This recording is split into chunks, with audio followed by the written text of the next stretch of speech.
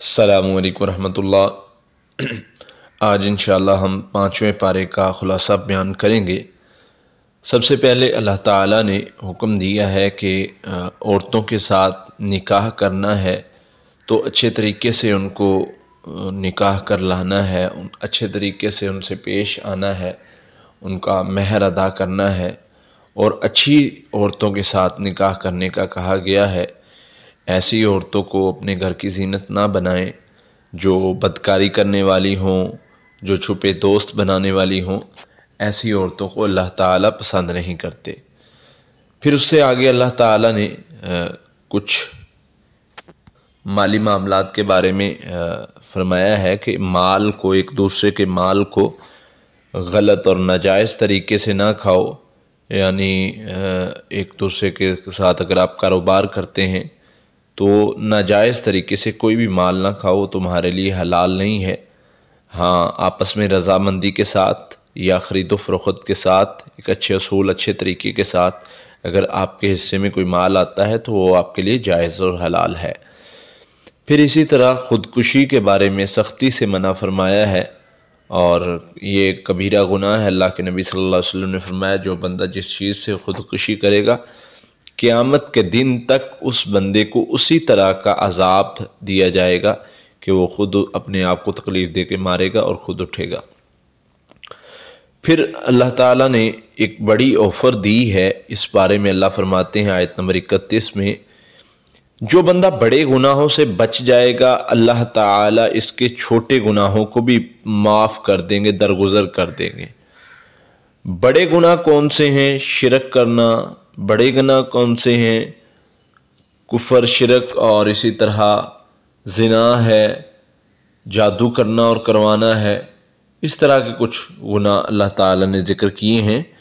جو بڑے گناہوں سے بچ جائے گا اللہ تعالیٰ اس کے چھوٹے گناہوں کو معاف کر دیں گے اور اس کو اپنی رحمت کے ساتھ جنت میں داخل کر دیں گے۔ پھر اللہ تعالیٰ نے انسانوں کو کچھ چیزوں کے حوالے سے سمجھایا ہے کہ اس چیز کی آرزو نہ کرو۔ جو اللہ تعالیٰ نے اگر کسی کو تم پر فضیلت دی ہے، تم سے زیادہ اس کو عزت دی ہے، عہدہ دیا ہے، تو اس کی آرزو تمنا نہ کرو، اس سے حسد نہ کرو کہ یہ تمہیں مل جائے اور اسے نہ ملے۔ تو یہ اس چیز سے اللہ تعالیٰ نے منع فرمایا ہے، بلکہ اللہ فرماتے ہیں کہ تم مجھ سے سوال کرو، تم اللہ سے فضل مانگو، اللہ تعالیٰ سے وہ چیز مانگو۔ اور ایک مقام پر آیت نمبر 54 میں اللہ تعالیٰ فرماتے ہیں لوگ اس چیز سے حسد کرتے ہیں، ام یحسدون الناس علی ما آتاہم اللہ من فضل۔ اللہ تعالیٰ نے کسی پر فضل کیا ہے تو لوگ اس چیز سے حسد کرتے ہیں۔ تو ادھر اللہ تعالیٰ حسد سے منع فرما رہے ہیں، جو پیچھے آیت گزری ہے کہ تم حسد نہیں کرو، اللہ سے فضل کا سوال کرو، اللہ تعالیٰ تمہیں بھی عطا کرے گا۔ پھر اسی طرح حسد اور رشک میں یہاں میں بتاتا چلوں فرق ہے۔ حسد ہوتا ہے کہ اگلے بندے سے چیز چھن جائے اور مجھے مل جائے، اور رشک ہوتا ہے کہ اگلے بندے کو اللہ تعالیٰ نے چیز دی ہوئی ہے، اللہ مجھے بھی عطا کر تاکہ میں بھی یہ کر سکوں۔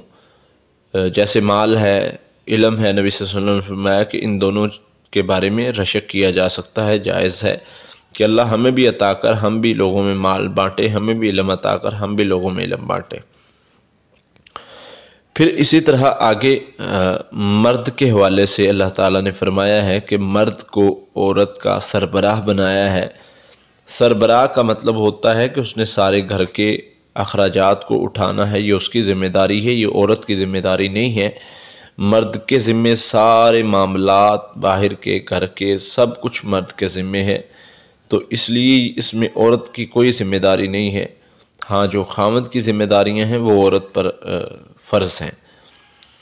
پھر اچھی عورتوں کی جو ہے خصوصیت بیان کی گئی ہے۔ اچھی عورتوں کی سب سے بڑی خصوصیت یہ ہے کہ وہ اپنے خاوندوں کی غیر حاضری میں ان کے بستر کی حفاظت کرتی ہیں۔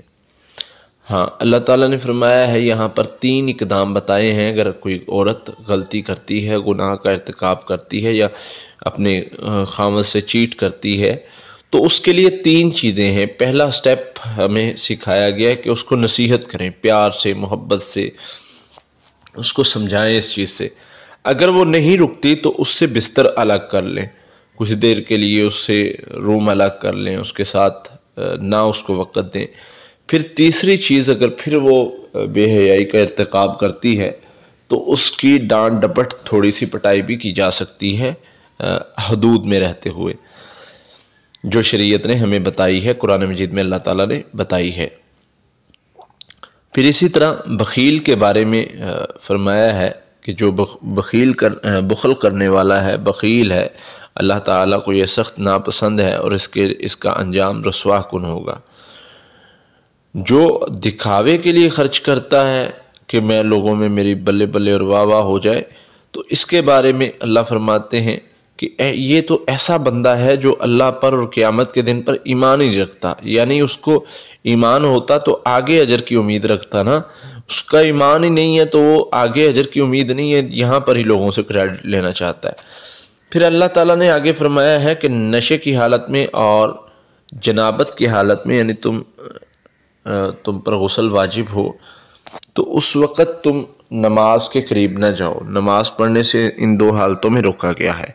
ہاں، نشہ جب تمہارا ختم ہو جائے، تمہیں پتہ چل جائے کہ تم کیا پڑھ رہے ہو، بول رہے ہو، تو اس وقت جاؤ۔ اسی طرح جو ہے وہ جنابت کی حالت میں بندہ پاک نہیں ہوتا تو اس حالت میں بھی اللہ کے نبی صلی اللہ علیہ وسلم نے اور اللہ تعالیٰ نے منع فرمایا ہے، اس حالت میں نماز کے قریب نہیں جانا۔ اور اسی طرح اگر جب تک تم پاک نہیں ہو جاتے، ہاں پاک ہو جاؤ، اگر پانی میسر ہے پانی سے غسل کرو اور پاک ہو جاؤ، اگر پانی میسر نہیں ہے تو پھر تیمم کر لو۔ تیمم کیسے کرنا ہے؟ ہاتھوں کو زمین پر مٹی پر مارنا ہے اور ان کو جھاڑ لینا ہے یا پھونک مار کر ان کا جو ہے وہ مٹی اتار کے پھر منہ پر ہاتھ پھیر لینے ہیں اور بازوؤں پر ہاتھ پھیر لینے ہیں، یہ آپ کا تیمم ہو جائے گا اور آپ پاک ہو جائیں گے۔ ایک صحابی تھے جن کو رستے میں یعنی ان کا احتلام ہوا، وہ اس حالت میں نہیں تھے کہ وہ نماز پڑھ سکیں، تو انہوں نے دیکھا کہ پانی بھی موجود نہیں ہے کہ وہ غسل کر لیں، تو انہوں نے کیا کیا کہ مٹی میں لیٹنا شروع کر دیا تاکہ مٹی مجھے پاک کر دے اور میں نماز پڑھ سکوں۔ کتنی دیر تک لیٹتے رہے، اللہ کے نبی صلی اللہ علیہ وسلم کو پتہ چلا، فرمایا اتنا ہی کافی تھا کہ تم زمین پر ہاتھ مارتے اور ان کو اپنے منہ پر اور جو ہے وہ بازوؤں پر پھیر لیتے، تو یہ تمہاری پاکی کے لیے کافی تھا۔ پھر اسی طرح آگے اللہ تعالیٰ نے ایک چیز، سب سے اہم چیز کو بیان کیا ہے۔ اللہ فرماتے ہیں کہ اللہ تعالیٰ شرک کو معاف نہیں کرے گا۔ ان اللہ لا یغفر ان یشرک، اللہ شرک کو معاف نہیں کرے گا، اس کے علاوہ کچھ بھی ہوگا چھوٹے بڑے گناہ اللہ تعالیٰ اپنے فضل کے ساتھ ان کو معاف کر سکتا ہے۔ حدیث میں آتا ہے نبی صلی اللہ علیہ وسلم نے فرمایا اللہ تعالیٰ شرک کو معاف نہیں کرے گا، اس کے علاوہ جو بھی گناہ ہوگا اس کو اللہ تعالیٰ معاف کر سکتے ہیں۔ پھر اللہ تعالیٰ نے جن لوگوں پر انعام کیا ہے ان کا ذکر کیا ہے، ان میں نبیین، صدیقین، شہداء اور صالحین، اور ان کے ساتھی جو ہیں اللہ تعالیٰ فرماتے ہیں کہ میں نے ان لوگوں پر انعام کیا ہے۔ یہ وہی لوگ ہیں جو قیامت کے دن اللہ کے بہت قریب ہوں گے اور یہ اللہ تعالیٰ کے حکم سے کچھ لوگوں کی سفارش بھی کر سکیں گے۔ پھر جہاد کے بارے میں اللہ تعالیٰ فرماتے ہیں کہ تم جہاد سے کیوں ڈرتے ہو؟ تم کہیں جہاد میں اس لیے نہ جاؤ، یہ نہ ہو کہ تم اس لیے نہ جاؤ کہ تمہیں موت سے ڈر لگے۔ گھر میں رہنا کوئی زندگی کی ضمانت نہیں ہے کہ گھر میں رہو گے تو تمہیں موت نہیں آئے گی، تو یہ کوئی زندگی کی ضمانت نہیں ہے، اور جہاد کے لیے جانا یہ کوئی موت کی گارنٹی نہیں ہے، تو اس لیے جہاد پر جانے کا حکم دیا گیا ہے۔ پھر اسی طرح آگے اللہ تعالیٰ فرماتے ہیں جو اللہ تعالیٰ اور اس کے رسول اور مومنوں کے راستے کو چھوڑتا ہے، پھر وہ جس راستے کی طرف جانا چاہتا ہے ہم اس کو اسی راستے پر چلا دیتے ہیں۔ نولیہ ما تولی ونصلہ جہنم، اللہ فرماتے ہیں پھر وہ جس طرف جاتا ہے ہم اس کو اس طرف تو چھوڑ دیتے ہیں، اس طرف لگا دیتے ہیں، اور اس کا آخری ٹھکانہ جہنم ہے جس میں اس کو ڈالا جائے گا، اور یہ بری جگہ ہے۔ پھر اللہ تعالیٰ فرماتے ہیں کہ جو اللہ کے علاوہ کسی بھی چیز کو پکارتے ہیں وہ کسی اور چیز کو نہیں بلکہ شیطان کو پکار رہے ہوتے ہیں، وہ شیطان کی عبادت کر رہے ہوتے ہیں۔ شیطان نے تو کہا تھا کہ اللہ میں ان کو حصے دار بناؤں گا، ان کی عبادت میں، ان کے معاملات میں، ان کی پریشانیاں بن کے آؤں گا، ان کو بہکاؤں گا، ان کو دوست بناؤں گا، تو طرح طرح سے میں ان پر حملے کروں گا۔ تو اللہ تعالیٰ نے فرمایا تھا کہ میرے بندے تیرے حملے میں نہیں آئیں گے۔ اور ادھر یہاں پر اللہ تعالیٰ فرماتے ہیں کہ جو شخص شیطان سے دوستی کرے گا وہ بہت بڑا ظالم اور گناہ گار ہے۔ پھر منافقین کے بارے میں ذکر کیا گیا ہے، منافقین کی نماز کے بارے میں ان کو اللہ تعالیٰ نے ان کا طریقے کو بیان کیا قرآن میں کہ یہ نماز پڑھتے ہیں سست کاہل، جیسے کچھ کر نہیں سکتے، تو یہ منافقوں کی ایک علامت تھی۔ اور حدیث میں آتا ہے کہ ان پر عشاء اور فجر کی نماز بہت بھاری ہے۔ یہ چند باتیں جو اس بارے میں ذکر کی گئی تھی میں نے آپ کے سامنے رکھی ہیں۔ اللہ سے دعا ہے اللہ تعالیٰ اچھی چیزوں پر ہمیں عمل کرنے کی توفیق عطا فرمائے، جن چیزوں سے روکا گیا ہے ان کے شر سے بچنے کی توفیق عطا فرمائے۔ السلام علیکم ورحمۃ اللہ۔